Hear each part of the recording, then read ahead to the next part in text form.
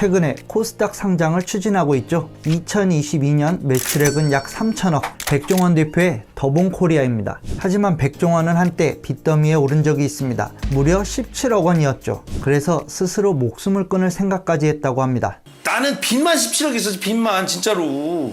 나도 죽으려고 그랬다니까.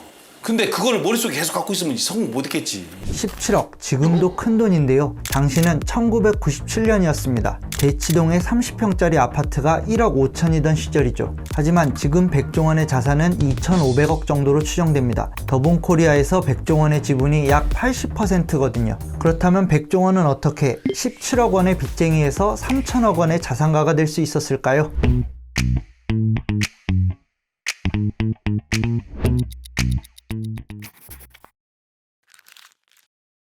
유년 시절을 빼놓고 이야기할 수가 없습니다. 정말 특이한데요. 혹자는 백종원이 금수저라서 성공했다고 말하지만 어린 시절 이야기를 들어보시면 떡잎부터 달랐구나 하실 겁니다. 백종원은 9살 당시 장래 희망이 버섯 농사꾼이었습니다. 산에 놀러 갔다가 버섯 농장을 보고 이렇게 생각했거든요. 돈이 되겠다. 정말 유별나죠? 초등학교 4학년이 되면서 진짜 돈을 벌기 시작합니다. 심지어 많이 벌었죠. 직원까지 고용할 정도였거든요. 그 시절에는 우유를 유리병에 담아서 판매했는데요. 백종원은 또 유리병이 돈이 되겠다고 판단했습니다. 그래서 소풍날 친구들 앞에 리어카를 끌고 나타납니다. 그러고는 전교생의 유리병을 싹 쓸어 모으죠. 리어카 6대가 가득 찰 정도였는데요. 혼자는 힘드니까 친구를 직원으로 채용해서 고물상에 갖다 팔았습니다. 그때 번 돈은 방위성금으로 기부했고요. 정말 별나죠? 그런데 11살짜리가 이렇게까지 돈을 벌어야 할 이유가 있었을까요? 집안 형편도 유복한 편이었고 그때 번 돈은 모두 기부했는데 말이죠. 그래서 제가 생각했을 때는요, 백종원은 그냥 장사가 천직인 사람인 것 같습니다.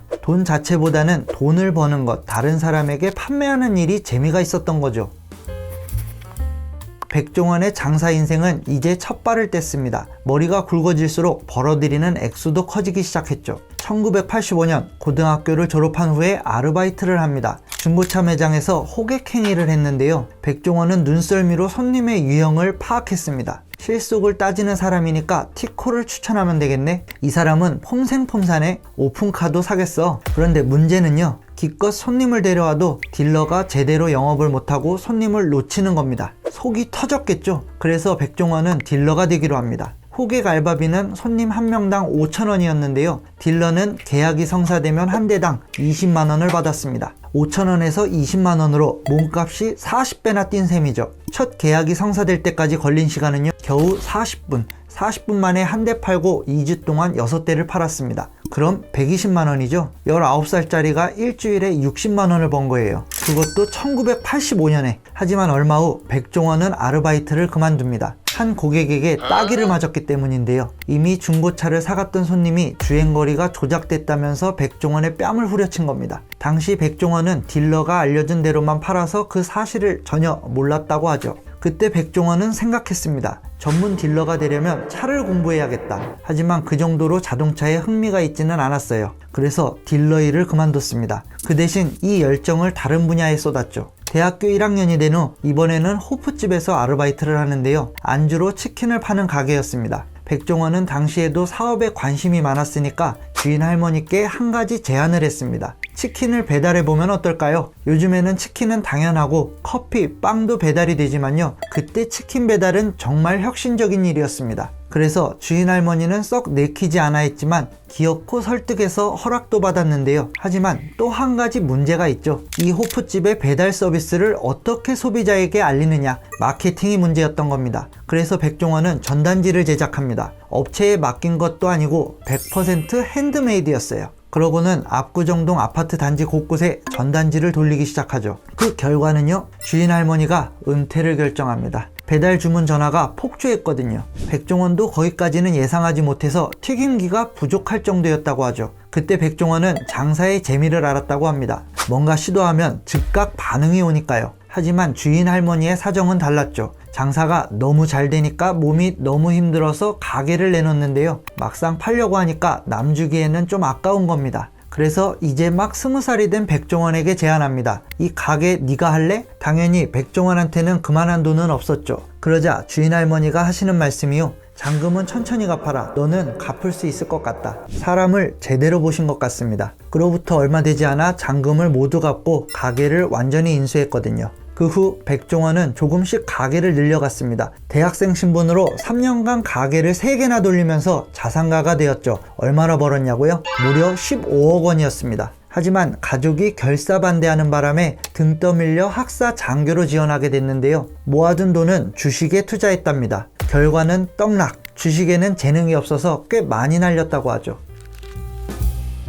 전역 후 백종원은 사업가의 인생을 시작합니다. 다소 생뚱맞은 업종으로요. 그게 바로 인테리어 사업인데요. 사업을 하기는 해야겠는데 그냥 멋있어 보여서 시작했다고 합니다. 이제 막 전역해서 겉멋이 잔뜩 들었었거든요. 그 이후로도 백종원은 병을 앓습니다. 허세병. 이 병 때문에 대패 삼겹살을 최초로 개발하게 됩니다. 어느 날 백종원은 심심해서 부동산에 놀러 갔습니다. 멋있어 보이기 위해 좋은 옷으로 빼입고요. 복덕방 사장님한테 인사치레로 괜찮은 식당 있어요? 라고 물었는데요. 예상 밖으로 사장님이 냉큼 소개해 줍니다. 그때는 식당을 할 생각이 없었던 터라 속으로 당황했는데요. 당연히 거절할 거로 생각하고 권리금을 깎아주면 생각해 보겠다라고 답했습니다. 절반으로 후려친 금액을 부르면서요. 그렇게 계약은 흐지부지 되는 듯 했습니다. 그런데 다음날 복덕방에서 전화가 옵니다. 건물주가 그 가격에 해주겠다네. 당시 백종원은 허세병을 앓고 있었죠. 아, 좋네요. 울며 겨자 먹기로 계약을 진행합니다. 그렇게 백종원의 첫 번째 식당 원조 쌈밥집의 역사가 시작됩니다. 우리가 자주 먹는 대패 삼겹살 최초로 개발한 사람이 백종원입니다. 실수로 잘못 구매한 육절기가 그 시초인데요.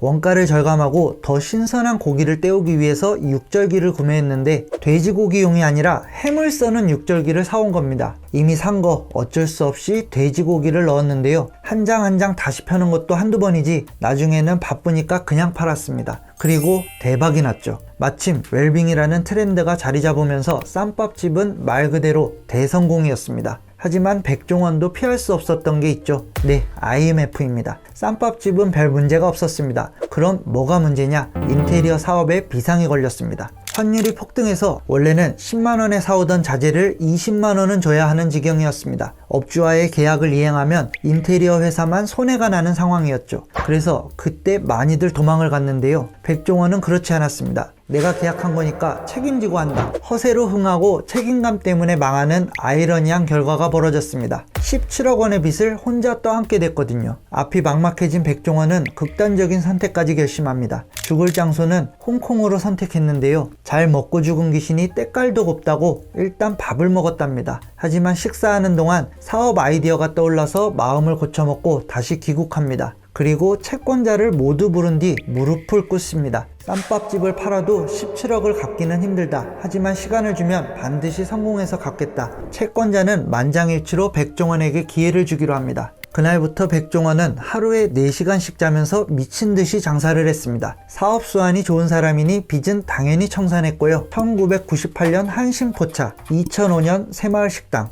2006년 백다방과 홍콩반점 등 24년인 현재는 29개의 브랜드를 보유하고 있습니다.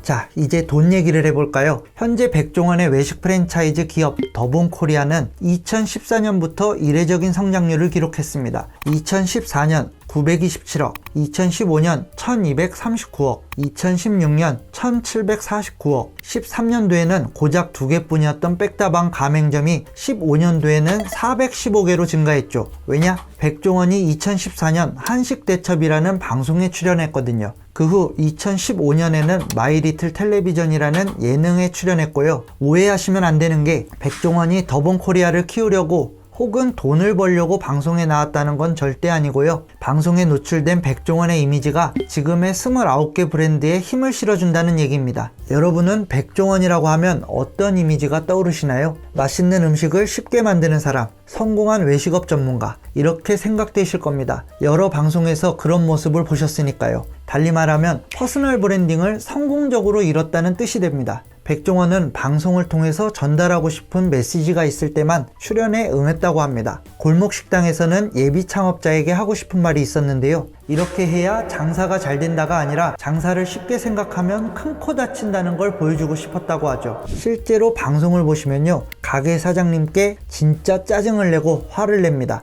카메라가 앞에 있는데도요. 방송에서 망신 당했을 수도 있겠지만 그래서 방송 덕에 기회를 얻어서 손님 많이 들어오고 잘 됐었잖아요. 난 할 만큼 했다고 생각해. 그리고 나는 그 책임감 때문에 직원들까지 걔들 인건비 한두 푼이겠어요? 아니 내가 도대체 무슨 죄를 졌어요 진짜로. 본인도 흥망성쇠를 겪어봤으니까 가게를 일으키려면 정말 피나는 노력을 해야 한다는 걸 사장님들한테 얘기합니다. 이런 방송을 본 시청자는 장사가 어렵다는 걸 깨닫기도 하지만 이렇게 생각합니다. 백종원은 요식업을 정말 사랑하는구나. 맛은 물론이고 위생관리도 철저히 하는구나. 또 백종원은 집밥 백선생에서 두 가지 메시지를 전달하려고 했습니다. 쉬운 레시피와 원가에 대한 이해. 시청자가 직접 요리하면서 재료비와 노동력을 체감하게 만들고 원가는 3,000원인데 식당에서는 10,000원씩 받는 이유를 이해하게 했습니다. 소비자와 외식업 종사자의 입장 차이를 좁히고 싶었다는데요. 방송을 본 시청자는 또 이렇게 생각합니다. 백종원이 만드는 음식은 맛있다. 백종원이 파는 메뉴는 가성비가 좋다. 퍼스널 브랜딩이 완벽하게 성공한 겁니다. 실제로 우리는 똑같은 두 식당이 눈앞에 있어도 백종원의 브랜드를 더 신뢰합니다. 카페 중에서도 스벅, 투썸, 파스구치 같은 프랜차이즈를 찾는 것처럼요. 그 이유는 백종원이 브랜드이기 때문입니다. 그래서 더본코리아는 굳이 상표를 홍보하지 않습니다. 그 대신 백종원을 홍보하죠. 하나의 상표를 홍보하면 효과는 딱 거기까지지만 백종원을 홍보하면 더본코리아의 29개 브랜드가 효과를 보니까요. 지금까지 백종원과 더본코리아의 성공기를 알려드렸는데요. 영상이 도움이 되셨다면 좋아요와 구독 부탁드립니다. 지금까지 생각화가였습니다. 우리 모두 될지어다.